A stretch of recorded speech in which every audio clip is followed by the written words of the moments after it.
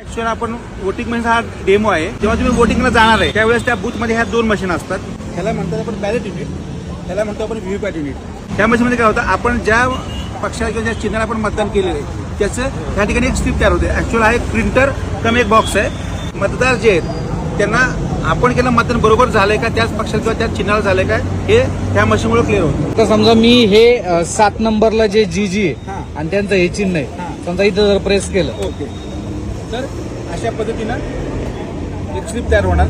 Okay, ती slip तुम्हाला 7 second थांबणार बघण्यासाठी. बरोबर. 7 सेकंद झाले ती स्लिप कट होते आणि खाली एक बॉक्स आहे, बॅलेट बॉक्स एक बॉक्स आहे, त्या बॉक्सला जमा होते. जेणेकरून आपल्याला ह्या ज्या स्लिप आहेत ह्या स्लिप आपण काउंटिंगच्या वेळेस ह्यातल्या स्लिप आणि ह्या मशीनमधल्या वोट्स हे आपल्याला टॅली करतात. सो हे नवीन मशीन आलेलं आहे.